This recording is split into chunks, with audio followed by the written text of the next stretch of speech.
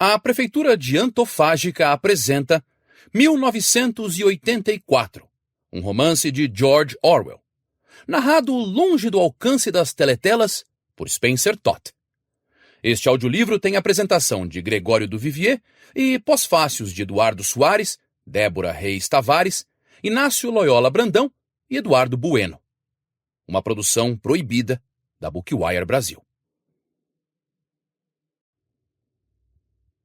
Apresentação por Gregório do Vivier. Alguns acontecimentos são tão imponentes que ofuscam todos os outros, e o ano inteiro em que ocorreram vira sinônimo de algo que aconteceu apenas num lugar. O ano de 1789 passou a significar a Revolução Francesa. Ninguém lembra que nesse mesmo ano Lavoisier formulou o princípio da conservação da matéria. Quando falam no espírito de 1968, não estão se referindo ao terremoto que matou 200 pessoas na Sicília, mas aos protestos estudantis que tomaram a Sorbonne. O ano de 1929 virou sinônimo de crise, assim como 1964 no Brasil quer dizer golpe. Tenho a impressão de que 1984, de todos os anos da história, é o único que passou a significar algo que não chegou a acontecer naquele ano, nem depois. Entre todos os fatos que ocorreram em 1984, das Olimpíadas de Los Angeles à reeleição de Ronald Reagan, nenhum foi tão marcante quanto uma realidade alternativa que nunca chegou a ocorrer. Os acontecimentos desse ano se esmaeceram nas sombras de um livro de ficção que, ironicamente, vaticinava que a realidade se tornaria só mais uma narrativa. Logo, 1984, quem diria, virou um ano ficcional. E qual é o motivo do sucesso estrondoso do livro? O que fez um romance distópico virar expressão, gíria, tese, filme e história em quadrinhos? Essas perguntas levam a outra. O que faz de um clássico um clássico? Jardel, ex-jogador do Vasco, teria dito que clássico é clássico e vice-versa. Ítalo Calvino foi um pouco mais fundo quando publicou Por que ler os clássicos, apontando um paradoxo fascinante. Toda primeira leitura de um clássico é uma releitura, e toda releitura de um clássico é uma leitura de descoberta como a primeira. Poucos livros se encaixam tanto nessa definição quanto 1984. Caso você, por sorte, ainda não o tenha lido, garanto que será como se já o tivesse feito. O que não deve tirar em nada o prazer de lê-lo. Muito pelo contrário. Vai ser como reconhecer num desconhecido um amigo de infância. Você já conhece esse país e esse futuro. Muitas histórias posteriores se passam no mesmo universo distópico, da história em quadrinhos V de Vingança ao videogame Half-Life 2, passando pelo filme Minority Report. Caso esteja relendo, como fiz para escrever esta apresentação, vai se deparar com um livro novo. Em plena pandemia, perdido em meio a chamadas de vídeo, encontrei na teletela um prenúncio, talvez o primeiro, da internet. Até então, imaginava-se que o mundo seria repleto de telas. Mas não sei de outro autor que tenha imaginado uma tela que também vê. A teletela é bidirecional, mostra e vê, como a sua, como aquela para a qual você passa o dia olhando, como esta para a qual estou olhando agora. As coincidências não param por aí. O Ministério da Verdade parece um tataravô do nosso gabinete do ódio e sua fábrica de fake news. A realidade não é exterior, diz O'Brien. A realidade existe na mente humana e em nenhum outro lugar. Seja lá o que for que o partido considera a verdade, é a verdade. Muitos associaram a prática dos 2 minutos de ódio com o que chamamos hoje de cultura do cancelamento, naquilo que Tom Zé chama de tribunal do Facebook. A leitura deste livro como uma profecia pode, no entanto, dar a entender que Orwell errou mais do que acertou. Não houve uma terceira guerra mundial, e a maioria dos regimes autoritários ruiu. Venceu, até o presente momento, a democracia burguesa, mais precisamente aquilo que os filósofos Nancy Fraser e Mark Fisher chamam, respectivamente, de neoliberalismo progressista e de realismo capitalista. Você está sendo vigiado não por um partido, mas por uma corporação, e por escolha própria. A teletela não foi instalada no seu quarto à força. Você optou por ser vigiado. E pior, pagou caro por isso. Sim, você gastou parte considerável do seu salário para adquirir uma teletela que te permitisse a honra de ceder seus dados a uma corporação. Orwell talvez tenha superestimado nosso apego à privacidade. O próprio Orwell garante nunca ter tentado escrever uma profecia ou mesmo uma sátira política. É tentador ler 1984 como um roman à clé, que é como os franceses chamam os romances com chave, isto é, aquelas histórias que precisam ser decodificadas. Na altura da publicação, a obra chegou a ser decodificada como um panfleto anticomunista, à revelia de tudo o que o autor escreveu sobre o assunto. O brasileiro Milor Fernandes resumiu a própria posição numa frase que poderia ter sido dita por Orwell. Não gosto da direita porque ela é de direita, e não gosto da esquerda porque ela é de direita. Não acredito, no entanto, que a intenção política do autor seja relevante. Enquanto em A Revolução dos Bichos, Orwell faz um acerto de contas com a perversão dos ideais socialistas na União Soviética, 1984 vai além e pode ser lido sem qualquer decodificação. Nele, é a própria humanidade que se vê no espelho. Se você quer uma imagem do futuro, diz O'Brien no quarto 101, imagine uma bota pisando em um rosto humano para sempre. O mais surpreendente é que, apesar do ciclo interminável de opressão, ainda haverá gente se rebelando e ainda haverá quem se apaixone. A opressão não tem fim, mas ela sempre vai se chocar com o desejo de liberdade. O epílogo parece insólito e talvez o leitor opte por não lê-lo. Afinal, que anticlímax, depois do final apoteótico da trama, um apêndice sobre linguagem. Recomendo, porém, que o leitor não dispense a leitura. A última frase pode representar uma esperança. A novilíngua só será adotada como língua oficial em 2050. Não será tão fácil assim modificar a linguagem. Enquanto houver literatura, haverá resistência. Gregório do Vivier é ator, humorista, roteirista e escritor. É sócio do canal do YouTube Porta dos Fundos e comanda o programa Greg News na HBO. Parte 1. Capítulo 1. Era um dia frio e ensolarado de abril, e os relógios marcavam 1h da tarde. Winston Smith, com o queixo grudado ao peito para tentar escapar do vento impiedoso, deslizou rapidamente pelas portas de vidro das mansões da Vitória, embora não rápido o bastante para evitar que um redemoinho de pó áspero entrasse com ele. A entrada do local cheirava a repolho cozido e a capachos velhos estropiados. Em uma ponta, um pôster colorido, grande demais para ser exposto em áreas internas, fora pregado na parede. Mostrava apenas um rosto enorme, com mais de 1 metro de largura.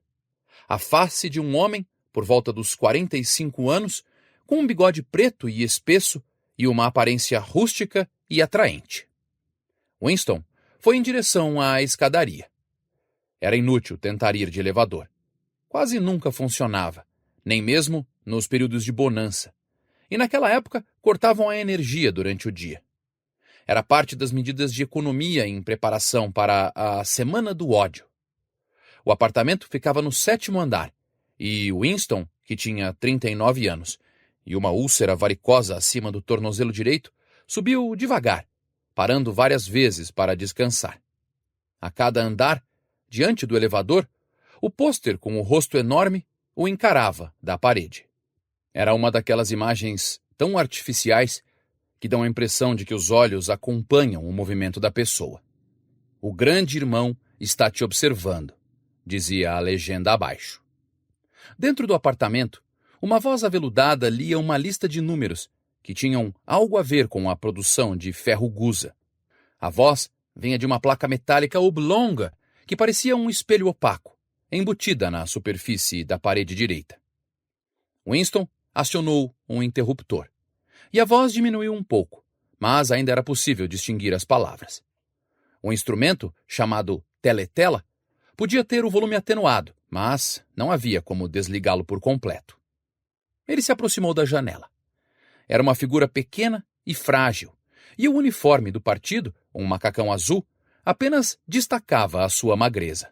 Seu cabelo era bastante claro, o rosto naturalmente rubro, a pele áspera pelo uso de sabão bruto, de lâminas sem fio e em razão do inverno gélido que mal terminara. Lá fora, mesmo através da vidraça fechada, o mundo parecia frio. Nas ruas embaixo, pequenos redemoinhos carregavam espirais de poeira e papéis rasgados. E ainda que o sol brilhasse e que o céu estivesse num azul intenso, tudo parecia sem cor, exceto os pôsteres grudados em todos os lugares. O rosto de bigode preto vigiava de todos os cantos. Havia um bem na casa em frente.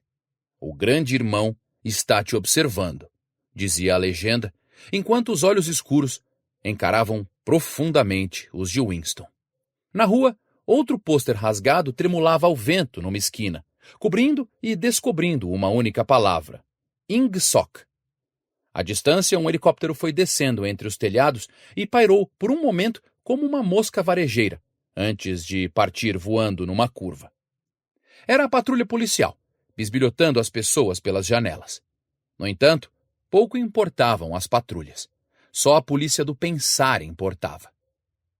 Às costas de Winston, a voz da teletela ainda tagarelava sobre o ferro gusa e a grande realização do 9º Plano Trienal. A teletela recebia e transmitia ao mesmo tempo. Qualquer ruído que Winston fizesse mais alto que um sussurro bem baixo seria captado.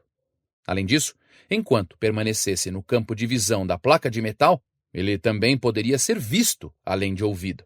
É claro que não havia como a pessoa saber se estava sendo vigiada. Não tinha como adivinhar com que frequência ou em que sistema a polícia do pensar se conectava a um aparelho individual. Dava até para imaginar que vigiavam todo mundo, o tempo todo. Mas, de qualquer modo, podiam conectar-se ao aparelho de alguém quando quisessem. Todos tinham que viver, e viviam de fato, pois o hábito se tornara instinto, presumindo que cada som que emitissem seria ouvido e, exceto na escuridão, cada movimento seu analisado. Winston continuou de costas para a teletela. Era mais seguro, ainda que, como ele bem sabia, até as costas de uma pessoa possam revelar algo. A 1 quilômetro de distância, o Ministério da Verdade, onde ele trabalhava, erguia-se imponente, vasto e branco, sobre a paisagem coberta de fuligem.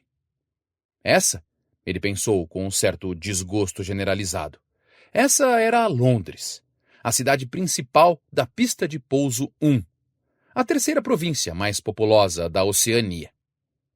Tentou espremer alguma memória da infância que o informasse se Londres sempre fora mais ou menos assim.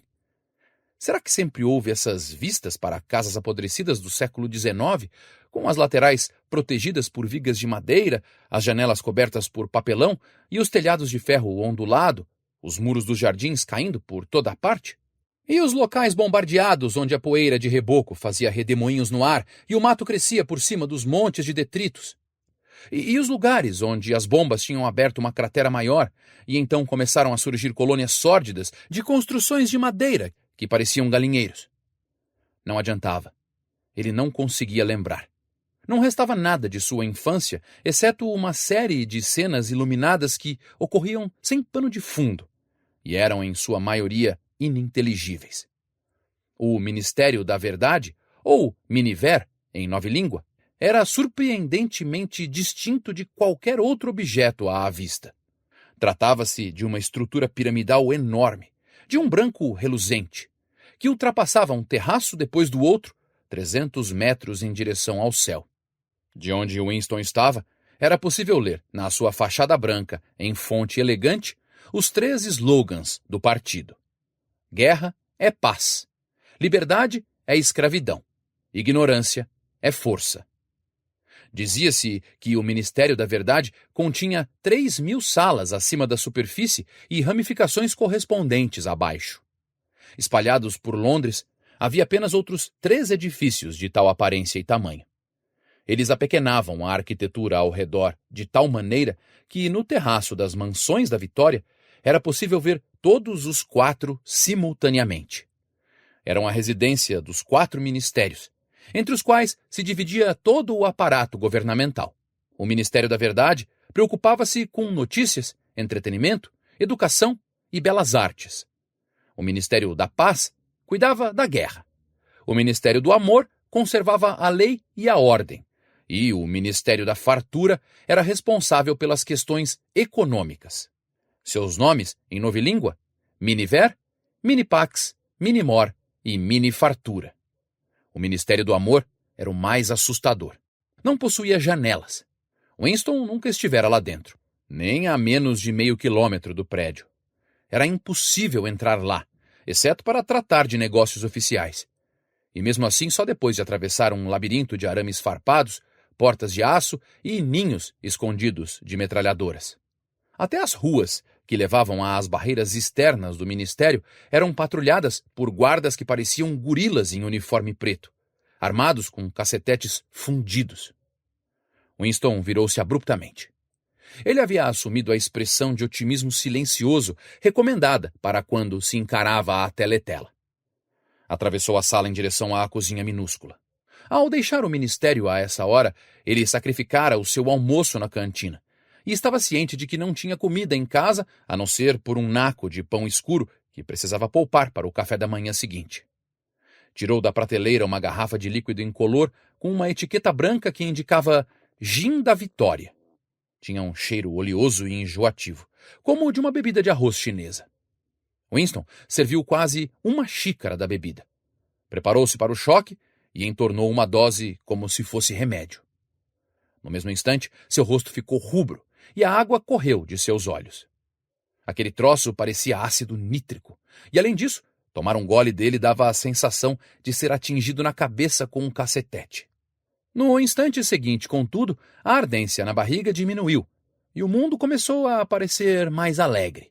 Pegou um cigarro de um pacote amassado da marca Cigarros da Vitória e, sem tomar muito cuidado, ergueu-o na vertical, fazendo com que o tabaco caísse no chão. Com o seguinte, ele se deu melhor. Voltou para a sala de estar e sentou-se diante de uma mesinha que ficava à esquerda da teletela. Da gaveta da mesa, pegou um pote de tinta, um porta-canetas e uma caderneta em branco de capa marmorizada e quarta capa vermelha. Por algum motivo, a teletela na sala encontrava-se numa posição incomum. Em vez de estar, como de costume, na parede ao fundo, de onde podia enxergar toda a sala, encontrava-se na parede mais comprida, diante da janela. Em um dos lados da parede havia uma alcova pouco funda, onde Winston agora estava sentado, e que, quando construíram os apartamentos, provavelmente foi pensada para abrigar estantes de livros. Ao sentar-se ali e permanecendo junto à parede, Winston era capaz de ficar fora do campo de visão da teletela. Podia ser ouvido, é claro, mas, desde que se mantivesse naquela posição, não poderia ser visto. Foi, em parte, a geografia incomum do quarto que deu a ele a sugestão do que estava prestes a fazer. Mas isso também fora sugerido pela caderneta que ele acabara de pegar. Tratava-se de uma caderneta de beleza peculiar, com um papel cor de creme, suave, um pouco amarelado pelo passar do tempo. Era o tipo de caderneta que não se fabricava havia pelo menos 40 anos. Ele podia supor, no entanto, que era muito mais antiga que isso. Ele a vira na janela de uma loja de quinquilharias pequena e mal arranjada, numa parte pobre da cidade. Qual setor exatamente ele não lembrava, e fora tomado imediatamente por um desejo atordoante de possuí-la. Membros do partido não deveriam entrar em lojas ordinárias, lidar com o livre mercado, como se dizia. Mas o regulamento não era seguido de maneira tão estrita, porque era impossível obter de qualquer outra maneira vários itens, como cadarços e lâminas de barbear. Ele dera uma olhada rápida de um lado para o outro da rua, entrara na loja e comprara a caderneta por $2,50. Na época, não estava consciente de querê-la por algum motivo específico. Transportou-a para casa em sua maleta, sentindo-se culpado. Mesmo sem nada escrito, era um item comprometedor. O que ele estava prestes a fazer era começar um diário. Isso não era ilegal. Nada era ilegal, já que não havia mais leis. Mas se fosse encontrado, era um tanto certo que acarretaria pena de morte ou pelo menos 25 anos em um campo de trabalho forçado. Winston encaixou uma pena e a chupou para tirar a graxa. Era um instrumento arcaico, quase nunca usado, nem mesmo para assinaturas, e ele buscara um de maneira furtiva e com certa dificuldade, simplesmente por sentir que um belo papel cor de creme merecia ser preenchido com uma verdadeira bico de pena, em vez de ser arranhado por um lápis tinta. Na verdade, não estava acostumado a escrever à mão. Com exceção de recados curtíssimos, ele geralmente ditava tudo para o fala-escreve, o que obviamente seria impossível para seu atual propósito. Mergulhou a caneta na tinta e hesitou por apenas um segundo. Sentiu um tremor nos intestinos. Marcar o papel seria um ato decisivo. Em pequenas letras desajeitadas, escreveu 4 de abril de 1984. Recostou-se. Foi tomado por uma completa sensação de desamparo. Para começar, não tinha certeza de que era 1984. Devia ser por volta dessa data, pois estava bastante seguro de que tinha 39 anos e acreditava ter nascido em 1944 ou 1945. Mas era impossível, hoje em dia, definir uma data com a precisão de 1 ou 2 anos. Para quem, ocorreu-lhe de repente, estava escrevendo esse diário? Para o futuro? Para os que não tinham nascido? Sua mente flutuou por um instante em torno da data duvidosa na página e então esbarrou contra a palavra duplipensar da novilíngua. Pela primeira vez, deu-se conta da magnitude do que estava empreendendo. Como se comunicar com o futuro? Era impossível por natureza. Ou o futuro seria similar ao presente, e nesse caso não daria ouvido a ele, ou seria diferente, e a sua situação não faria sentido. Ficou olhando por algum tempo estupidamente o papel. A teletela tinha começado a tocar uma música militar estridente. Era curioso que ele parecia não apenas ter perdido o poder de se expressar, mas até se esquecido o que de início pretendia dizer. Ficara semanas se preparando para esse momento, e nunca passou pela sua cabeça que precisaria de algo além de coragem. A escrita em si seria fácil. Tudo o que precisava fazer era transferir para o papel o monólogo incansável e interminável que corria pela sua cabeça havia anos, literalmente. Naquele instante, porém, até um monólogo havia secado. Além disso, sua úlcera varicosa começou a coçar de modo insuportável. Não arriscava coçá-la, ou ficaria inflamada. Os segundos iam passando. Ele não tinha consciência de nada, exceto da página branca diante de si, da coceira na pele acima do tornozelo, da estridência da música e da leve embriaguez causada pelo gin.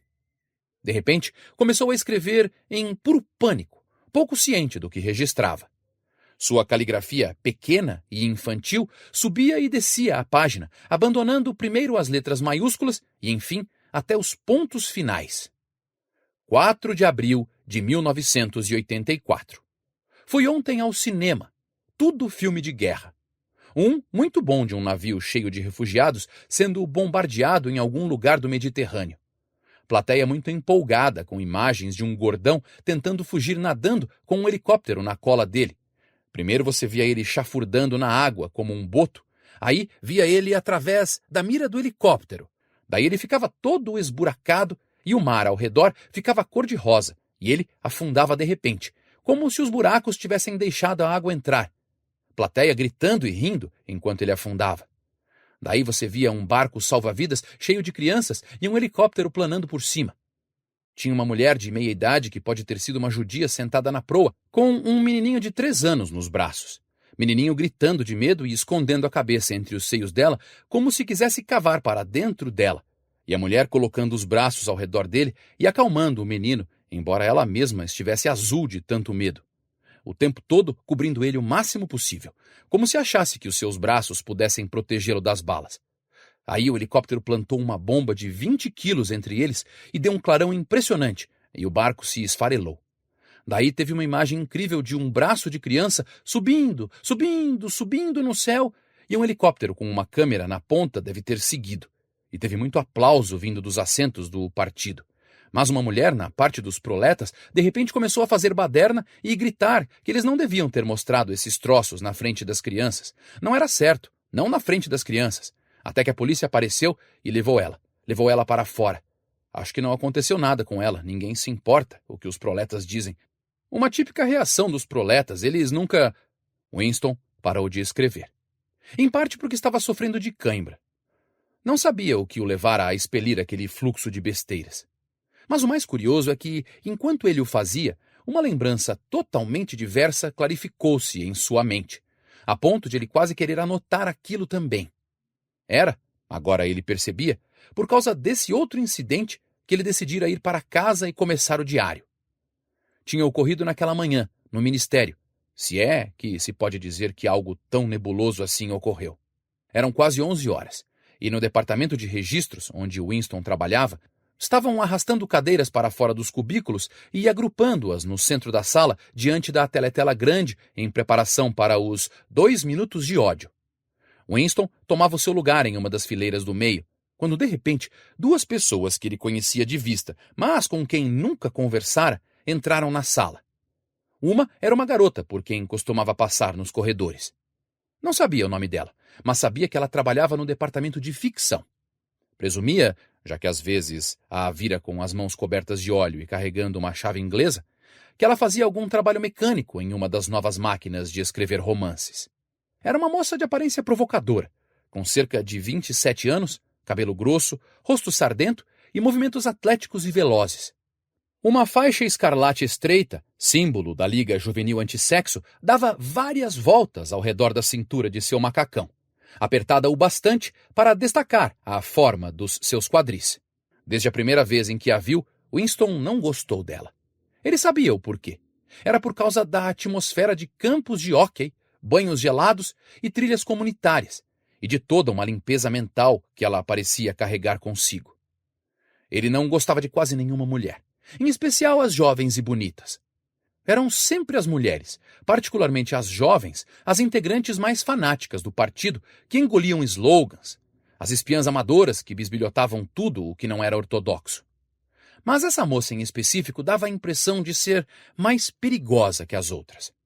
Uma vez, quando se viram passando pelo corredor, ela lançou um olhar lateral que parecia penetrá-lo e que o encheu de um terror sombrio. Passou pela cabeça dele que ela poderia até ser uma agente da polícia do pensar. É verdade que era um tanto improvável. Ainda assim, ele continuava sentindo um desconforto peculiar, no qual o medo se misturava com a hostilidade sempre que ela estava por perto. A outra pessoa era um homem chamado O'Brien, membro do partido interno e que tinha algum posto tão importante e remoto que Winston mal fazia ideia do que se tratava. Um silêncio momentâneo passou pelo grupo ao redor das cadeiras quando viram os macacões pretos dos membros do partido interno se aproximando. O'Brien era um homem grandalhão e corpulento, com um pescoço grosso e um rosto brutal, rude e engraçado. Apesar de sua aparência formidável, ele tinha um certo charme. Seu truque de recolocar os óculos no nariz era, curiosamente, algo que desarmava a pessoa, de um modo impossível de definir, curiosamente civilizado. Era um gesto que, se alguém ainda pensasse nesses termos, poderia lembrar um nobre do século XVIII oferecendo a sua caixa de rapé. Winston tinha visto O'Brien uma dúzia de vezes ao longo dos anos. Sentia-se profundamente atraído por ele. Não apenas por ficar intrigado quanto ao contraste do seu jeito urbano com o físico de pugilista. Era muito mais por causa de uma crença que mantinha em segredo, ou talvez nem mesmo uma crença, apenas uma esperança, de que a ortodoxia política de O'Brien não era perfeita. Algo no seu rosto definitivamente sugeria isso. E mais uma vez, talvez nem fosse a falta de ortodoxia desenhada no rosto, mas apenas sua inteligência. De qualquer modo, aparentava ser uma pessoa com quem se poderia conversar, se fosse possível burlar a teletela e ficar a sós com ele. Winston nunca sequer tentou verificar se o palpite era correto. Na verdade, não tinha como.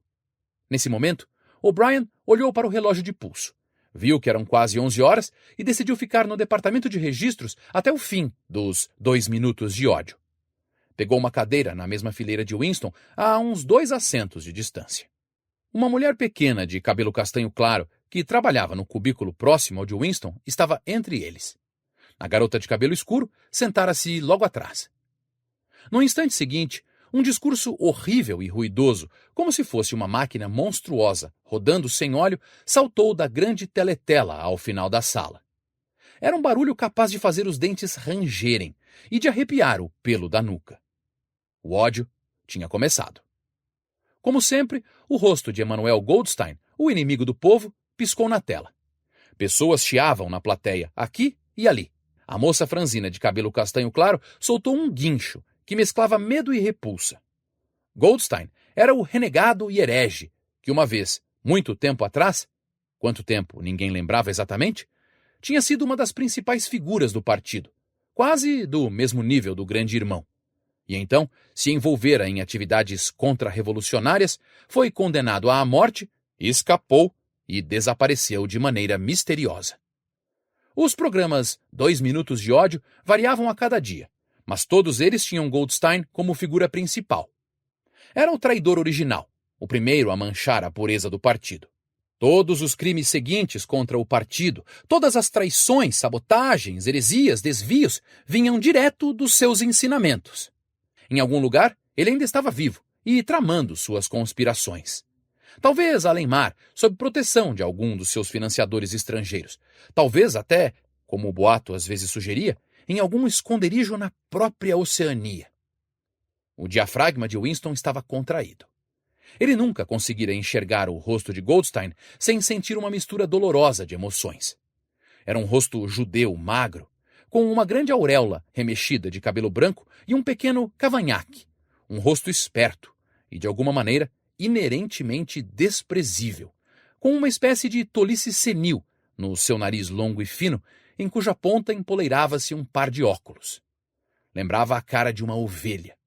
E a sua voz também tinha a mesma qualidade ovina.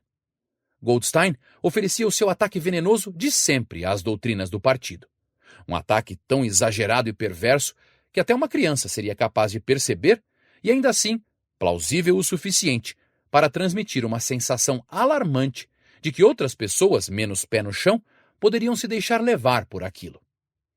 Ele vociferava contra o grande irmão, denunciava a ditadura do partido, exigia a conclusão da negociação de paz com a Eurásia, defendia a liberdade de expressão, liberdade de imprensa, liberdade de assembleia, liberdade de pensamento, gritava histericamente que a revolução tinha sido traída. E tudo isso num discurso rápido e polissilábico, que era uma espécie de paródia do estilo habitual dos oradores do partido. E até continha palavras da novilíngua. De fato, mais palavras de novilíngua do que qualquer membro do partido usaria normalmente na vida real. E enquanto isso, a não ser que alguém questionasse a realidade coberta pela verborragia ilusória de Goldstein, atrás da cabeça dele, na teletela, marchavam fileiras sem fim do exército da Eurásia. Fileira atrás de fileira, de homens de aparência robusta, com rostos asiáticos inexpressivos, que nadavam em direção à superfície da tela e desapareciam, substituídos por outros exatamente similares. O ritmo monótono do pisotear das botas dos soldados compunha o pano de fundo dos balidos de Goldstein. Antes de se completarem 30 segundos de ódio, exclamações descontroladas de fúria irrompiam de metade das pessoas na sala. O rosto ovino satisfeito consigo mesmo na tela e o poderio aterrorizante do exército da Eurásia ao fundo eram demais para aguentar. Além disso, só olhar ou pensar em Goldstein já provocava medo e raiva automaticamente. Ele era um objeto de ódio mais constante que a Eurásia ou a Lestásia, uma vez que, quando a Oceania estava em guerra com um desses poderes, em geral estava em paz com o outro. Mas o estranho era que, embora Goldstein fosse odiado e desprezado por todos, e ainda que suas teorias fossem refutadas, esmagadas, ridicularizadas e expostas ao público como asneira todos os dias, 1000 vezes por dia, nas plataformas, na teletela, nos jornais, em livros, apesar disso tudo, sua influência nunca parecia diminuir. Sempre havia novos idiotas esperando para ser seduzidos. Nunca passava um dia sem que espiões e sabotadores que agiam sob as suas ordens não fossem desmascarados pela polícia do pensar. Ele era o comandante de um vasto exército sombrio, uma rede subterrânea de conspiradores dedicados a derrubar o Estado. A Irmandade. Esse era supostamente seu nome. Também havia rumores de um livro terrível, um compêndio de todas as heresias, de autoria de Goldstein, que circulava clandestinamente aqui e ali. Tratava-se de um livro sem título. As pessoas referiam-se a ele simplesmente como o livro, mas só se sabia de boatos acerca disso. Nem a Irmandade, nem o livro eram temas que um membro comum do partido mencionaria se pudesse evitar. No segundo minuto, o ódio elevou-se a um frenesi. As pessoas saltavam de seus assentos e gritavam o mais alto possível para tentar abafar a voz enlouquecedora que vinha da tela. A moça pequena de cabelo castanho claro ficou rosa, e a sua boca abria e fechava como a de um peixe fora d'água. Até o rosto pesado de O'Brien ficou rubro. Ele estava sentado bem reto na cadeira, e o seu peito poderoso inchava e tremia, como se ele enfrentasse uma onda quebrando. A moça de cabelo escuro atrás de Winston começou a gritar: "Porco! Porco! Porco!" E, de repente, ela pegou um dicionário de novilíngua bem pesado e arremessou-o na tela. O livro atingiu o nariz de Goldstein e quicou. A voz continuava inexorável. Em um momento de lucidez, Winston percebeu que estava gritando com os outros e batendo o calcanhar com força contra o pé da cadeira. O mais horrível, nos 2 minutos de ódio, não era ser obrigado a interpretar um papel, mas, pelo contrário, o fato de que era impossível não se juntar aos outros. Em 30 segundos, qualquer desculpa já se tornava desnecessária. Um êxtase horrível de medo e desejo de vingança, vontade de matar, torturar, esmagar rostos com uma marreta, parecia fluir pelo grupo inteiro, como uma corrente elétrica, transformando todos, contra a vontade, em lunáticos que fazem careta e gritam. E apesar disso, a raiva era abstrata, uma emoção não direcionada que podia ser passada de um objeto para o outro, como a chama de um maçarico. Então, em certo momento, o ódio de Winston não era contra Goldstein, mas ao contrário. Voltava-se contra o grande irmão, o partido e a polícia do pensar. E, em tais momentos, seu coração voltava-se ao herege solitário e ridicularizado na tela, o único guardião da verdade e da sanidade num mundo de mentiras. E, já no instante seguinte, ele se sentia igualado aos que estavam ao seu redor, e tudo o que se dizia de Goldstein parecia-lhe verdadeiro. Naqueles momentos, o seu desprezo secreto pelo grande irmão virava adoração, e o grande irmão parecia erguer-se como um protetor invencível e destemido, uma rocha contra as hordas da Ásia. E Goldstein, apesar de seu isolamento e desamparo, e apesar da dúvida que pairava sobre sua própria existência, parecia um feiticeiro sinistro, capaz de derrubar a estrutura da civilização com o mero poder de sua voz. Era até possível, às vezes, direcionar o ódio para um lado ou outro de maneira voluntária. De repente, por causa de um esforço violento, como o que faz alguém arrancar a própria cabeça do travesseiro quando tem um pesadelo, Winston conseguiu transferir seu ódio do rosto na tela para a garota de cabelo escuro atrás dele. Alucinações vívidas e belas piscaram em sua mente. Ele a espancaria até a morte com um cacetete de borracha. Ele a amarraria nua numa estaca e a encheria de flechas, como São Sebastião. Ele a violentaria e cortaria sua garganta no momento do clímax. E ainda, melhor do que antes, ele percebeu por que a odiava. Odiava-a porque era jovem, bonita e assexuada. Porque ele queria levá-la para a cama, e isso nunca aconteceria. Porque ao redor de sua cintura encantadora e flexível, que parecia pedir para ser envolvida com o braço, havia apenas aquela faixa escarlate detestável, um símbolo agressivo de castidade. O ódio chegou ao ápice. A voz de Goldstein tornara-se um verdadeiro balido de ovelha, e por um instante o rosto dele se transformou no de uma ovelha. Então, esse rosto ovino fundiu-se à silhueta de um soldado da Eurásia que parecia avançar, enorme e terrível, com a metralhadora rugindo, e saltar da superfície da tela, ao ponto de algumas pessoas na primeira fila caírem para trás nos assentos. Mas, ao mesmo tempo, extraindo um suspiro de alívio da plateia, a figura hostil fundiu-se à cabeça do grande irmão, de cabelo e bigodes pretos, todo poderoso e misteriosamente calmo, tão amplo que quase preencheu a tela. Ninguém ouvia o que o grande irmão dizia. Eram apenas algumas palavras de encorajamento, do tipo que se fala no fragor da batalha, indistinguíveis individualmente, mas capazes de restaurar a confiança só pelo fato de serem ditas. Então, o rosto do grande irmão sumiu mais uma vez, e os 3 slogans do partido apareceram em letras maiúsculas. Guerra é paz. Liberdade é escravidão. Ignorância é força. Mas o rosto do grande irmão pareceu persistir por vários segundos na tela, como se o impacto provocado nos globos oculares de todos fosse vívido demais para desaparecer de imediato. A garota pequena, de cabelo castanho claro, tinha se jogado debruçada no assento da cadeira à sua frente. Com um murmúrio tremulante que soava a "Meu Salvador", ela estendeu os braços em direção à tela. Depois, afundou o rosto entre as mãos. Ficou claro que estava rezando.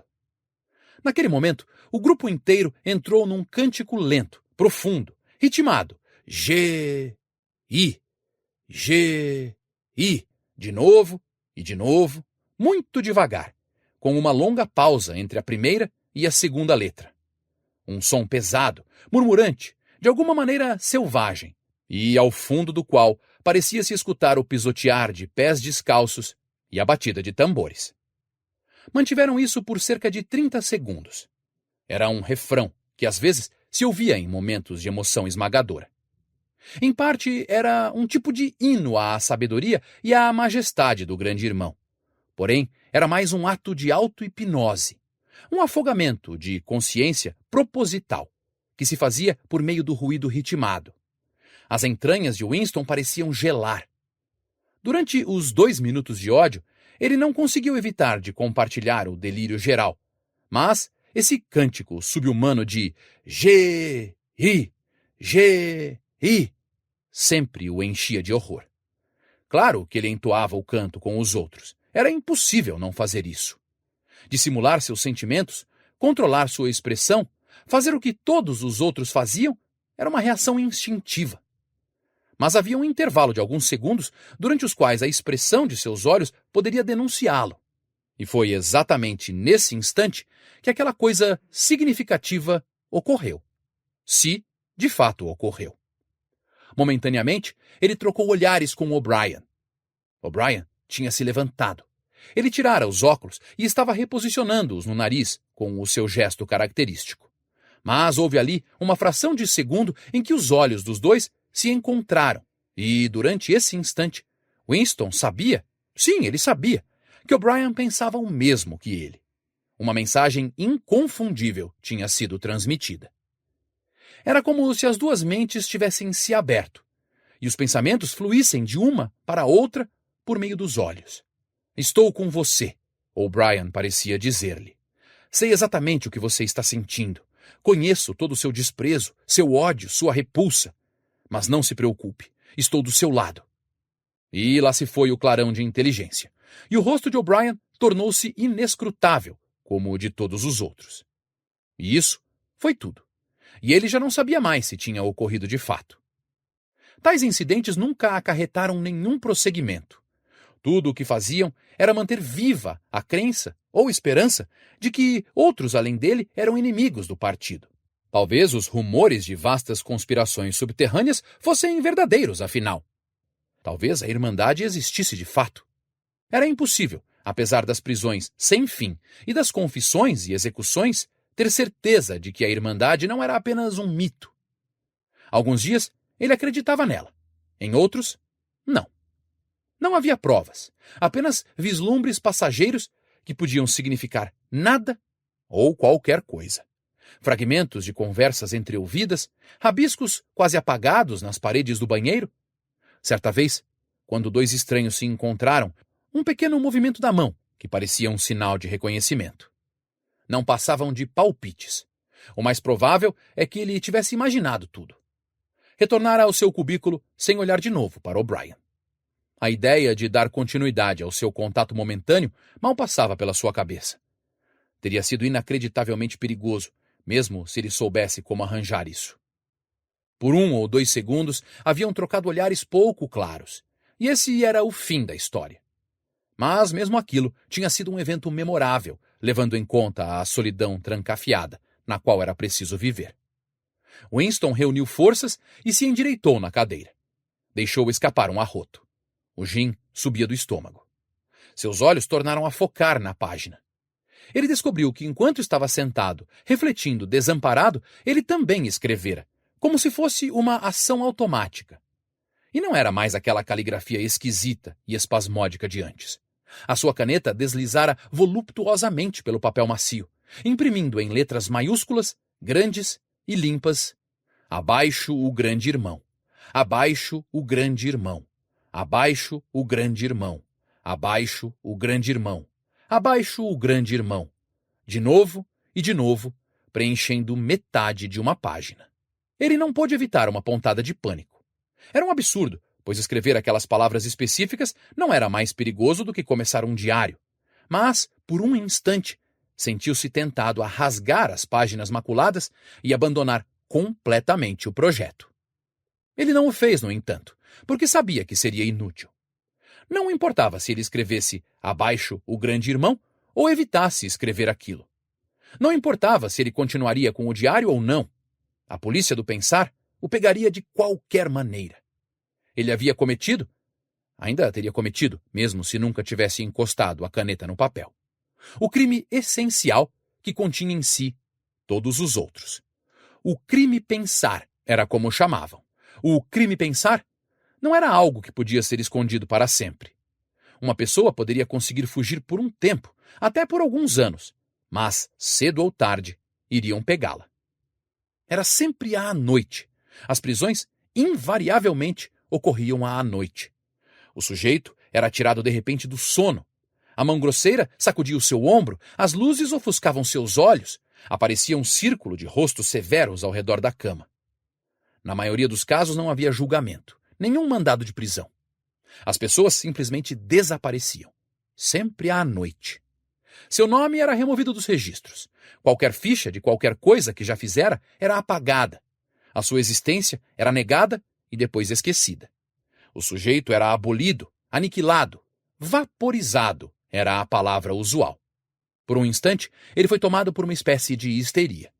Começou a escrever num rabisco apressado e pouco cuidadoso. Vão me atirar, não me importo. Vão me disparar na nuca, não me importo. Abaixo o grande irmão, sempre atiram na nuca, não me importo. Abaixo o grande irmão. Ele se recostou na cadeira, um pouco envergonhado de si, e soltou a caneta. Aí, deu um salto violento. Alguém batia na porta. Mas já? Ele estava parado, como um rato, na esperança fútil de que, seja lá quem fosse, iria embora depois de uma tentativa. Mas não, a batida soou de novo. Nada seria pior do que demorar para atender. Seu coração batia como um tambor, mas o rosto, graças ao antigo hábito, provavelmente estava sem expressão. Ele se levantou e moveu-se pesadamente em direção à porta. Capítulo 2. Ao colocar a mão na maçaneta, Winston percebeu que tinha deixado o diário aberto na mesa. Abaixo, o grande irmão estava escrito por toda parte, em letras quase tão grandes a ponto de serem legíveis do outro lado da sala.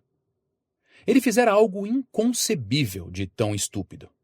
Porém, se deu conta de que, mesmo em pânico, não queria manchar o papel cor de creme por fechar a caderneta enquanto a tinta ainda estava úmida.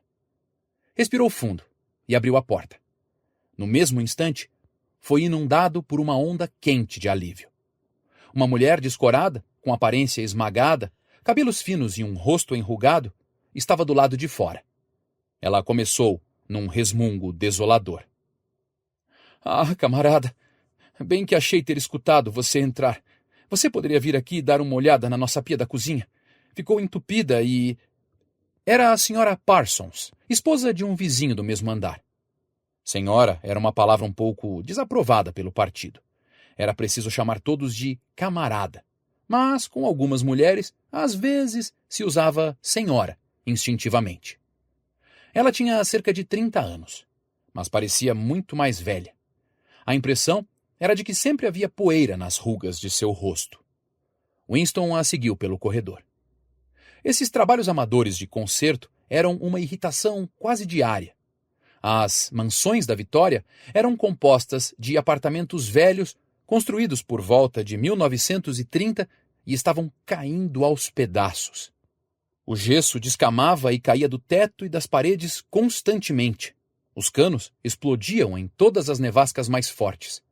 O telhado vazava sempre que tinha neve. O sistema de aquecimento operava com metade da potência. Isso quando não estava desligado por completo, por questões de economia. Os reparos, tirando aqueles que o próprio morador conseguia fazer, tinham que ser aprovados por comitês remotos, que eram capazes de adiar o conserto do vidro de uma janela por 2 anos. Claro que é só porque Tom não está em casa, comentou vagamente a Sra. Parsons. O apartamento dos Parsons era maior que o de Winston, e precário de uma maneira diferente. Tudo tinha uma aparência gasta, esmagada, como se o lugar tivesse sido visitado por algum animal grande e violento.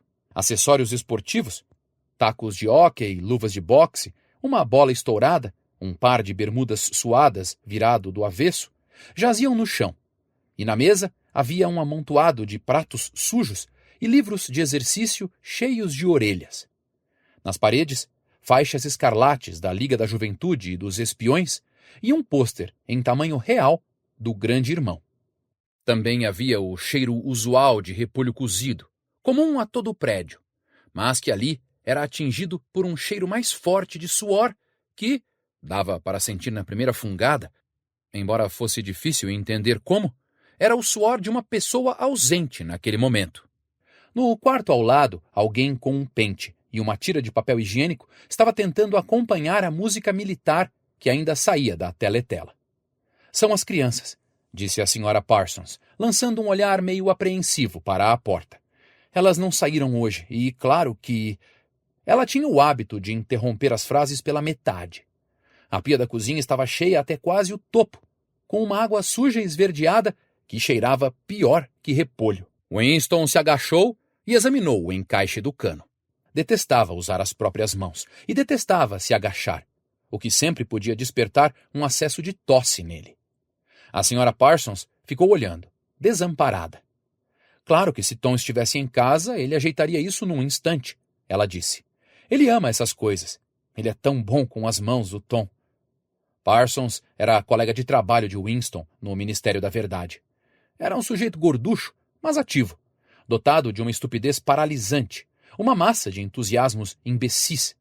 Era um daqueles burros de carga devotos que não questionava nada, dos quais, mais do que a polícia do pensar, a estabilidade do partido dependia.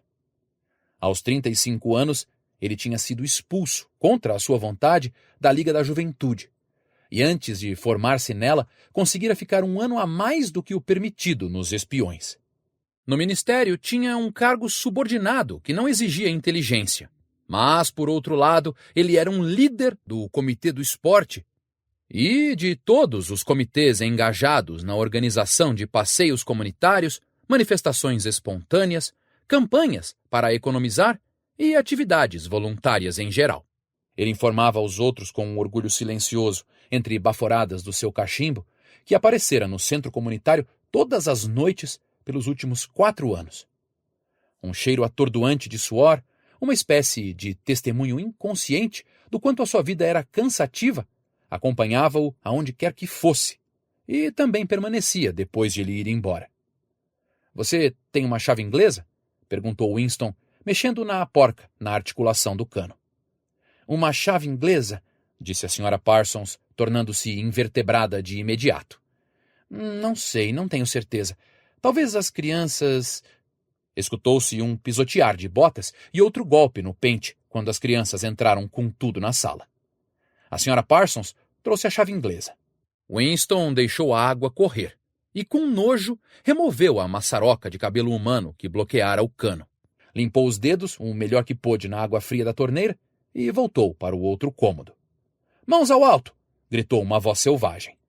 Um menino de 9 anos, bonito, que parecia durão, tinha surgido de trás da mesa e o ameaçava com uma pistola automática de brinquedo, enquanto a sua irmãzinha, cerca de 2 anos mais nova, fazia o mesmo gesto com um pedaço de madeira. Ambos estavam vestidos de bermuda azul, camisa cinza e lenço vermelho, que representavam o uniforme dos espiões. Winston levantou as mãos acima da cabeça, sentindo-se desconfortável, pois o jeito do garoto era tão perverso que aquilo não era uma brincadeira. — Você é um traidor! Gritou o menino. — Um criminoso do pensamento! Um espião da Eurásia! Vou atirar em você! Vou vaporizar você! Mandar você para as minas de sal! De repente, os dois pulavam ao redor dele, gritando traidor! E criminoso do pensamento!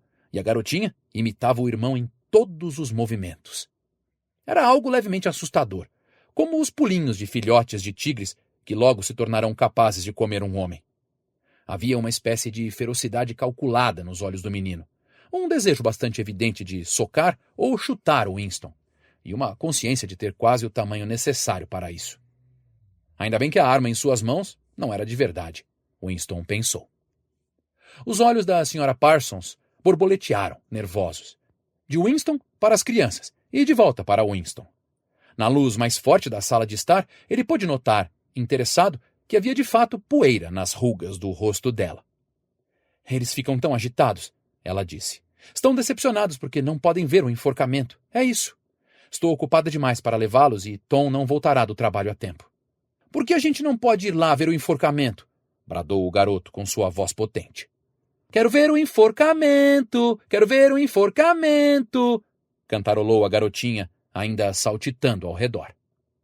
Alguns prisioneiros eurasianos, condenados por crimes de guerra, seriam enforcados no parque naquela noite, lembrou-se Winston. Isso acontecia cerca de uma vez por mês, e era um espetáculo popular. As crianças sempre imploravam para que as levassem. Ele despediu-se da Sra. Parsons e encaminhou-se para a porta. Mas não tinha dado nem 6 passos pelo corredor, quando algo atingiu a sua nuca, provocando uma dor agonizante. Era como se tivesse enfincado nele um fio em brasa. Ele se virou a tempo de ver a Sra. Parsons arrastando de volta o filho para o batente da porta, enquanto o garoto guardava um estilingue no bolso. Goldstein! Gritou o garoto, enquanto a porta fechava diante dele. Mas o que mais impressionou Winston foi o olhar de pavor e de desamparo no rosto acinzentado da mulher. De volta ao seu apartamento, ele passou rapidamente pela teletela e sentou-se mais uma vez à mesa, ainda massageando a nuca. A música da teletela havia parado.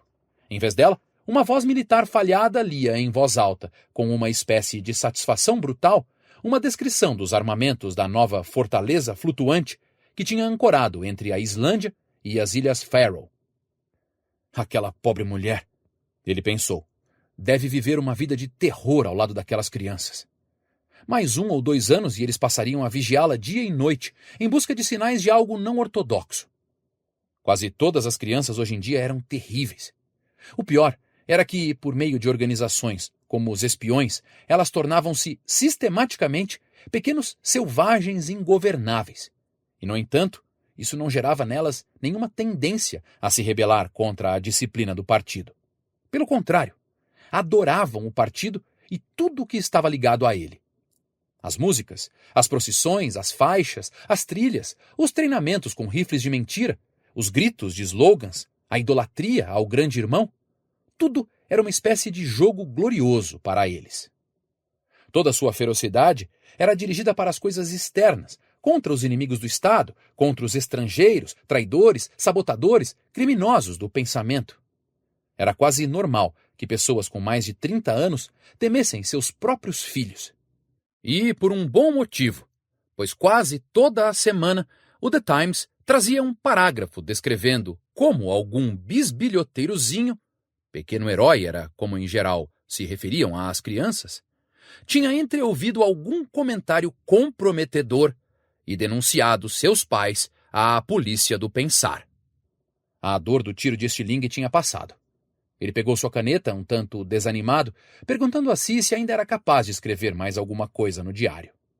De repente, começou a pensar em O'Brien outra vez. Anos antes, isso fora há quanto tempo? 7 anos devia ser. Sonhara que caminhava por um quarto totalmente escuro. E alguém sentado ao seu lado disse, quando ele passou, "Nós nos encontraremos num lugar onde não há escuridão." Isso foi dito de um modo muito silencioso, de forma quase casual. Uma constatação, não uma ordem. Ele continuou caminhando sem parar. O curioso foi que, na época, no sonho, as palavras não o impressionaram tanto. Só mais tarde, e aos poucos, que pareceram ganhar significado. Não conseguia lembrar agora se tinha sido antes ou depois do sonho que ele vira O'Brien pela primeira vez. Nem era capaz de recordar quando identificara a voz como sendo de O'Brien. Porém, seja como for, havia essa identificação. Fora O'Brien quem falara com ele no escuro. Winston nunca teve certeza. Mesmo depois da troca de olhares naquela manhã, ainda era impossível saber de fato se O'Brien era amigo ou inimigo. Isso também não parecia importar muito. Havia um laço de compreensão entre os dois, mais importante do que o afeto ou o espírito partidário. Nós nos encontraremos no lugar onde não há escuridão, ele dissera. Winston não sabia o significado daquilo. Apenas que, de um jeito ou de outro, viria a se tornar realidade. A voz da teletela pausou. Um sopro de trompete límpido e belo flutuou pelo ar estagnado. A voz áspera continuou. Atenção, atenção, por favor. Notícias de última hora chegando do fronte Malabar. Nossas forças no sul da Índia alcançaram uma vitória gloriosa. Estou autorizado a afirmar que a ação que relatamos agora pode muito bem colocar a guerra a uma distância visível de seu fim. Eis a reportagem. Más notícias virão, pensou Winston. E, confirmando isso, depois de uma descrição sanguinolenta da aniquilação do exército eurasiano, com números estupendos de mortos e prisioneiros, veio o anúncio de que, a partir da semana seguinte, a ração de chocolate seria reduzida de 30 para 20 gramas. Winston arrotou de novo. O efeito do gin ia desaparecendo, deixando-o com um sentimento de vazio. A teletela, talvez para celebrar a vitória, talvez para abafar a lembrança do chocolate perdido, emendou a música Oceania, Glória a Você. Nesse momento, as pessoas deveriam se levantar para prestar atenção. No entanto, a posição de Winston era invisível. Oceania, Glória a Você abriu caminho para uma música mais leve. Winston foi até a janela, mantendo-se de costas para a teletela. O dia ainda estava limpo e gélido. Em algum lugar distante, um míssil explodiu com um rugido seco e reverberante. Atualmente caíam cerca de 20 a 30 por semana em Londres. Na rua, o vento fazia tremular o pôster rasgado, sacudindo-o de um lado para o outro, e a palavra Ingsoc aparecia e desaparecia de forma intermitente. Ingsoc. Os preceitos sagrados do Ingsoc. Novilíngua, duplo pensar, a mutabilidade do passado. Ele sentia como se estivesse vagando pelas florestas do fundo do oceano, perdido num mundo monstruoso onde ele mesmo era o monstro. Ele estava só. O passado estava morto e o futuro era inimaginável. Que certeza possuía de que uma só criatura humana estava do seu lado? E como saber que o domínio do partido não duraria para sempre? Como se fosse uma resposta, os 3 slogans na parede branca do Ministério da Verdade lhe disseram: guerra é paz, liberdade é escravidão, ignorância é força. Tirou uma moeda de 25 centavos do bolso. Ali também, em uma letra minúscula e nítida, estavam escritos os mesmos slogans, e na outra face da moeda estava o rosto do grande irmão. Mesmo na moeda, os olhos o perseguiam. Nas moedas, nos selos, nas capas dos livros, nas faixas, nos pôsteres, nos maços de cigarro, em todo lugar. Sempre os olhos o vigiavam e a voz o envolvia. Dormindo ou desperto, trabalhando ou comendo, dentro ou fora de casa, no banho ou na cama, não havia escapatória. Nada era seu, exceto os poucos centímetros cúbicos dentro do seu crânio. O sol tinha se deslocado, e a miríade de janelas do Ministério da Verdade, sem aquela luz brilhando nelas, pareciam sombrias como as brechas numa fortaleza. Seu coração estremeceu diante da enorme construção piramidal. Era forte demais. Não podia ser invadida. Milhares de mísseis não a derrubariam. Perguntou-se mais uma vez para quem escrevia o diário. Para o futuro? Para o passado? Para uma época que podia ser imaginária? E à sua frente encontrava-se não a morte, mas a aniquilação. O diário seria reduzido a cinzas e ele a vapor. Bastava a polícia do pensar ler o que ele tinha escrito para que varressem aquilo para fora da existência e da memória. Como apelar ao futuro quando nem um traço de você, nem mesmo uma palavra anônima, rabiscada num pedaço de papel, poderia sobreviver fisicamente? A teletela marcou 14 horas. Ele precisava sair em 10 minutos. Deveria voltar ao trabalho às 14h30. Curiosamente, o ressoar das horas parecia tê-lo reanimado. Ele era um fantasma solitário, verbalizando uma verdade que ninguém jamais escutaria. Mas desde que ele a verbalizasse de um modo obscuro, a continuidade não se romperia. Não era se fazendo ouvir, mas se mantendo são que se carregava o legado humano. Voltou para a mesa, mergulhou a caneta na tinta e escreveu: ao futuro ou ao passado, há um tempo em que o pensamento é livre, quando os homens são diferentes uns dos outros e não moram sozinhos. Há um tempo em que a verdade existe e o que está feito não pode ser desfeito, da era da uniformidade, da era da solidão, da era do grande irmão, da era do duplo pensar. Minhas saudações. Já estava morto, refletiu. Parecia que só agora, quando começou a conseguir formular seus pensamentos, que tomara o passo decisivo. As consequências de cada ato estão inclusas no ato em si. Escreveu: crime pensar não acarreta a morte. O crime pensar é a morte. Agora que se reconhecia como um homem morto, tornou-se importante permanecer vivo o máximo possível. 2 dedos de sua mão direita estavam sujos de tinta. Era exatamente o tipo de detalhe que poderia denunciá-lo. Algum fanático bisbilhoteiro do ministério, provavelmente uma mulher, alguém como a mocinha de cabelo castanho claro ou a de cabelo escuro do departamento de ficção, poderiam imaginar por que ele andava escrevendo durante o intervalo do almoço. Por que ele usara uma caneta antiga? O que ele vinha escrevendo? E então mencionar o assunto no lugar adequado. Ele foi ao banheiro e cuidadosamente esfregou a tinta com o sabão marrom escuro e áspero, que raspava na sua pele como uma lixa e que, portanto, era muito adequado a esse propósito. Guardou o diário na gaveta. Era um tanto inútil pensar em escondê-lo, mas o mínimo que podia fazer era ter certeza se a sua existência tinha sido descoberta. Um fio de cabelo disposto sobre a margem da página seria óbvio demais. Com a ponta do dedo, ele pegou um grão reconhecível de poeira branca e o depositou no canto da capa, de onde cairia, caso mexessem no livro. Capítulo 3. Winston sonhava com a sua mãe. Ele devia ter 10 ou 11 anos, pensou, quando sua mãe desaparecera. Ela era alta, escultural, um tanto silenciosa, de movimentos lentos, com um magnífico cabelo claro. Ele recordava mais vagamente de seu pai como alguém magro e de cabelos escuros, que sempre vestia roupas escuras elegantes. Winston lembrava-se em especial das solas muito finas dos sapatos do pai. E usava óculos. Os dois devem, com certeza, ter sido engolidos em um dos primeiros grandes expurgos dos anos 1950. Nesse momento, sua mãe estava sentada em algum lugar muito abaixo dele, com sua jovem irmã nos braços. Ele não se lembrava de nada da irmã, exceto dela como um bebê pequeno e frágil, sempre em silêncio, com olhos grandes e observadores. Ambas olhavam para o alto para vê-lo. Estavam em algum lugar subterrâneo, o fundo de um poço, por exemplo, ou uma cova muito profunda, mas era um local que, já muito abaixo dele, continuava descendo ainda mais.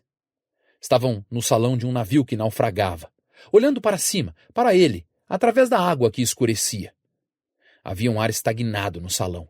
Elas podiam vê-lo e ele a elas, mas enquanto isso afundavam nas águas verdes que em breve as esconderia para sempre. Ele estava fora, na luz e ao ar livre, enquanto elas eram sugadas em direção à morte e estavam lá embaixo, porque ele estava aqui em cima. Ele sabia disso, e elas sabiam disso, e ele podia ver o conhecimento deste fato no rosto delas. Não havia recriminações no rosto ou no coração delas, apenas a compreensão de que precisavam morrer para que ele permanecesse vivo, e de que isso era parte da ordem inevitável das coisas. Ele não era capaz de lembrar o que tinha acontecido, mas sabia no seu sonho que, de certa maneira, a vida de sua mãe e de sua irmã tinha sido sacrificada pela vida dele. Eram daqueles sonhos que, embora mantivessem o cenário típico de um sonho, representam uma continuidade da vida intelectual de uma pessoa, em que é possível se tornar ciente de fatos e ideias que ainda parecem novos e valiosos quando se está acordado. O que de repente impactou Winston dessa vez foi o fato de que a morte da mãe, ocorrida havia quase 30 anos, tinha sido trágica e triste de uma maneira que deixara de ser possível. A tragédia, ele percebia, pertencia a uma era antiga, uma época em que ainda existia privacidade, amor e amizade, e quando os membros de uma família ficavam um ao lado do outro sem precisar saber o motivo. A lembrança da mãe fustigava seu coração porque ela morrera amando, enquanto ele era jovem e egoísta demais para amá-la de volta. E porque, de alguma maneira que ele não lembrava, ela tinha se sacrificado a um conceito de lealdade que era privado e inalterável. Tais coisas, ele via, não podiam acontecer hoje em dia. Hoje havia medo, ódio e dor, mas não a dignidade da emoção. Nenhum sofrimento profundo ou complexo. Parecia enxergar tudo isso nos grandes olhos da mãe e da irmã, olhando para ele de baixo, através da água verde, centenas de braças de profundidade e ainda afundando. De repente, ele estava de pé, num gramado baixo e fofo, numa tarde de verão em que os raios enviesados do sol douravam o chão. O cenário que contemplava aparecia com tanta frequência nos seus sonhos que ele nunca teve certeza absoluta se já o vira no mundo real. Nos seus devaneios, chamava aquilo de terra dourada. Era um pasto velho, carcomido por coelhos, com uma trilha que o atravessava e buracos de toupeira aqui e ali. Na cerca viva maltratada, no lado oposto do campo, os galhos dos olmos sacudiam suavemente na brisa. Suas folhas se agitavam somente em massas densas, como o cabelo de uma mulher. Em algum lugar perto dali, mas fora do campo de visão, havia um córrego lento e límpido, onde nadavam peixinhos nas piscinas sob os salgueiros. A garota de cabelo escuro atravessava o campo em direção a eles. Com o que aparentou ser apenas um gesto, ela arrancou suas roupas e as jogou para o lado com desdém. Seu corpo era branco e macio, mas não despertava nenhum desejo nele. Na verdade, ele mal olhava para ela. O que o impressionou foi o gesto com que ela jogara as roupas longe. Com sua graça e despreocupação, ela parecia aniquilar toda uma cultura, um sistema de pensamento. Como se o grande irmão, o partido e a polícia do pensar pudessem ser varridos para o nada, com um movimento singelo e esplêndido do braço. Esse gesto também pertencia a uma era antiga. Winston acordou com a palavra Shakespeare nos lábios. A teletela emitia um apito de perfurar os ouvidos que continuou na mesma nota por 30 segundos. Eram 7h15, hora de despertar dos funcionários de escritório. Winston arrastou seu corpo para fora da cama. Nu, pois um membro do partido externo só recebia 3.000 cupons de roupa anualmente, e um conjunto de pijamas saía 600. E pegou uma camiseta suja e um par de shorts que estavam sobre uma cadeira. Os exercícios físicos começariam em 3 minutos. Logo, se curvou por causa de um acesso de tosse violento que quase sempre o afligia assim que ele acordava. Esvaziava tanto os seus pulmões que ele só conseguia voltar a respirar ao se deitar de costas e inspirar profundamente várias vezes. Suas veias tinham saltado com o esforço da tosse, e a úlcera varicosa começara a coçar. Grupo de 30 a 40! Latiu uma voz feminina penetrante. Grupo de 30 a 40! Nos seus lugares, por favor, 30 a 40! Winston saltou para a frente da teletela, onde já tinha aparecido a imagem de uma mulher jovem, magricela, mas musculosa, que vestia uma túnica e tênis de academia. Dobrem e estendam os braços, ela comandou. Sigam o meu ritmo. 1, 2, 3, 4. 1, 2, 3, 4. Vamos, camaradas, quero ver esforço. 1, 2, 3, 4. 1, 2, 3, 4. A dor do acesso de tosse não tinha expulsado por completo da mente de Winston a impressão que o sonho deixara nele. E os movimentos rítmicos do exercício, de certa forma, recuperaram aquilo. Enquanto jogava os braços para frente e para trás mecanicamente, exibindo a expressão de diversão sofrida que era considerada adequada para os exercícios físicos, lutava para conseguir lembrar-se do período obscuro de sua infância. Era algo extraordinário de tão difícil. Depois do fim da década de 1950, tudo desaparecera. Quando não era possível consultar registros externos, até os contornos de sua própria vida perdiam a nitidez. As pessoas se lembravam de grandes acontecimentos que talvez não tivessem acontecido, detalhes de incidentes, mesmo sem serem capazes de rememorar a atmosfera deles. E havia grandes períodos em branco em que não se conseguia encaixar nada. Tudo era diferente. Até os nomes dos países, suas formas no mapa eram diferentes. O Campo Aéreo 1, por exemplo, não tinha esse nome naqueles dias. Era chamado de Inglaterra ou de Grã-Bretanha, embora ele tivesse quase certeza de que Londres sempre tivera esse nome.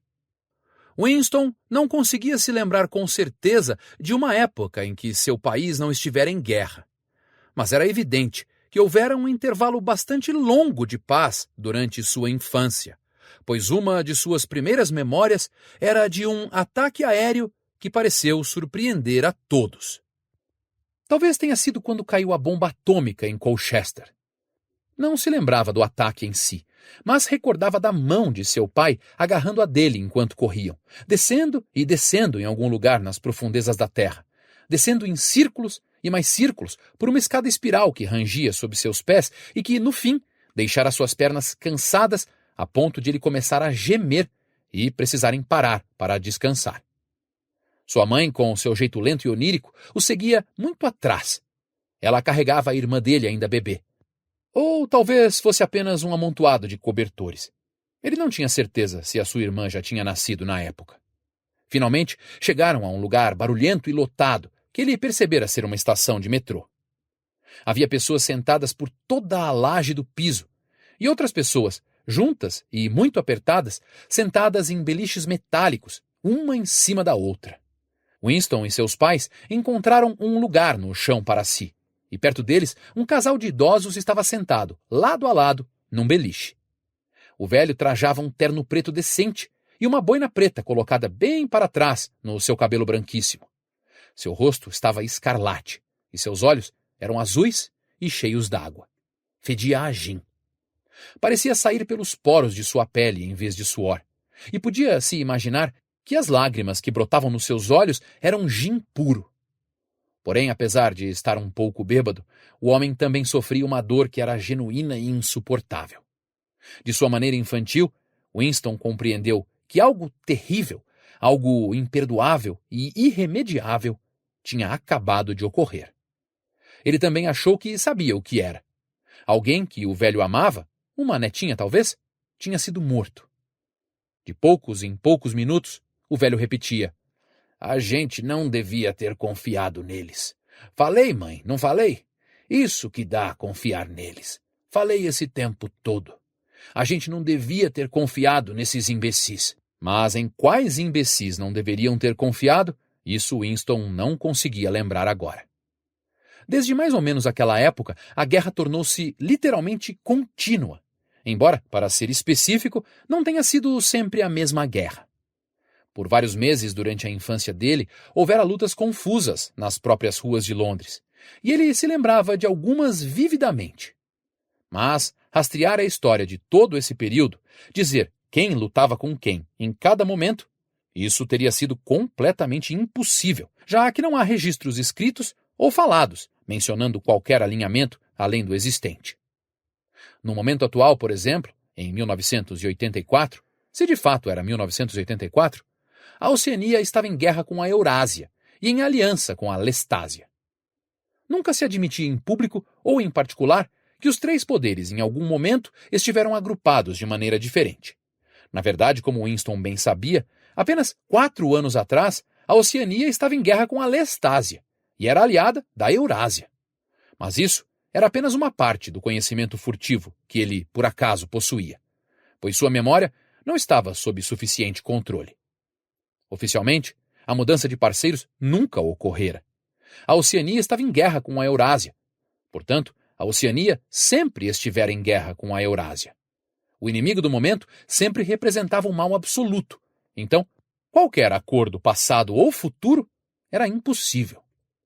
O mais assustador, refletiu pela 1000ª vez enquanto forçava seus ombros dolorosamente para trás. Com as mãos no quadril, eles rodopiavam o corpo a partir da cintura, um exercício que se supunha ser bom para os músculos das costas. O mais assustador é que tudo poderia muito bem ser verdade. Se o partido era capaz de enfiar a mão no passado e afirmar que isso ou aquilo de tal evento nunca tinha acontecido, com certeza isso era mais aterrorizante do que a simples tortura ou a morte.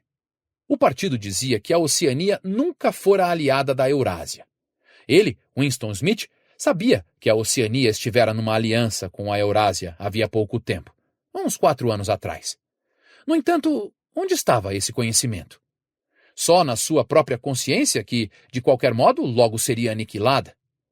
E se todos os outros aceitassem a mentira que o partido impunha, se todos os registros contassem a mesma coisa, então a mentira entrava para a história e se tornava verdade.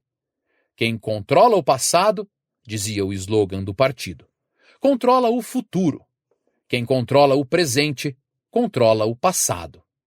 E, no entanto, o passado, apesar de sua natureza alterável, nunca tinha sido alterado. O que era verdade agora era verdade desde sempre e para sempre. Simples assim. Tudo o que se precisava era de uma série sem fim de vitórias sobre a própria memória. Chamavam isso de controle da realidade. Em novilíngua, duplipensar. Relaxar, latiu a instrutora um pouco mais simpática. Winston deixou os braços caírem ao lado do corpo e aos poucos recuperou o ar nos pulmões. Sua mente deslizou para o mundo labiríntico do duplipensar. Saber e não saber.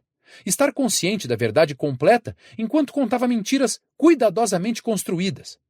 Cultivar ao mesmo tempo 2 opiniões que invalidavam uma a outra, sabendo que eram contraditórias e, mesmo assim, acreditando em ambas, usar a lógica contra a lógica, repudiar a moral enquanto afirmava ser dono dela, crer que a democracia era impossível e que o partido era o guardião da democracia. Esquecer seja lá o que fosse necessário esquecer e então recuperar a memória daquilo quando fosse preciso e logo esquecer de novo. E, acima de tudo, aplicar o mesmo processo ao processo em si. Essa era a sutileza final. Conscientemente induzir a inconsciência e então, mais uma vez, tornar-se inconsciente do ato de hipnose que se tinha acabado de realizar. Até a compreensão da palavra duplipensar envolvia o uso do duplipensar. A instrutora chamara a atenção deles outra vez. E agora vamos ver quem consegue alcançar os dedos dos pés, disse entusiasmada. Dobrando só o quadril, por favor, camaradas. 1, 2. 1, 2. Winston detestava esse exercício, que provocava dores agudas dos calcanhares às nádegas e muitas vezes terminava causando outro acesso de tosse. A sensação, quase agradável, sumiu de suas meditações. O passado, ele refletiu, não apenas fora alterado, tinha sido de fato destruído. Pois como seria possível estabelecer o mais óbvio dos fatos quando não havia registros escritos fora de sua própria memória? Tentou se lembrar qual fora o primeiro ano em que ouvira falar do grande irmão. Achou que devia ter sido por volta da década de 1960, mas era impossível ter certeza. Na história do partido, é claro, o grande irmão figurava como líder e guardião da revolução desde os primeiros dias. Seus feitos foram empurrados cada vez mais para trás no tempo, até se estenderem rumo ao mundo fabuloso dos anos 1940 e 1930, quando os capitalistas, em seus chapéus cilíndricos esquisitos, ainda percorriam as ruas de Londres em carros reluzentes ou carruagens com laterais de vidro puxadas por cavalos. Não havia como saber o quanto essa lenda era verdadeira ou inventada. Winston não era sequer capaz de lembrar em que data o próprio partido passara a existir. Não acreditava ter ouvido a palavra Ingsoc antes de 1960. Mas talvez fosse possível que em velha língua, ou seja, socialismo em inglês, tenha aparecido antes. Tudo se derretia numa névoa.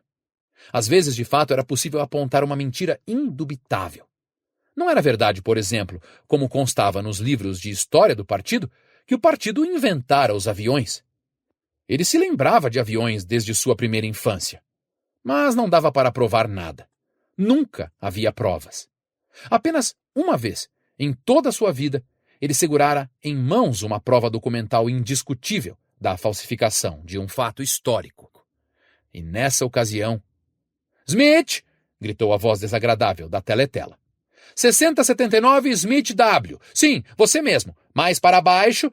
Você consegue fazer melhor que isso. Você não está nem tentando. Mais baixo, por favor. Agora sim, camarada. Agora relaxem toda a equipe e me observem. Um suor quente e repentino começou a escorrer por todo o corpo de Winston. Seu rosto permaneceu completamente inescrutável. Nunca demonstrar desprezo, nunca demonstrar ressentimento. Um simples piscar de olhos poderia denunciá-lo.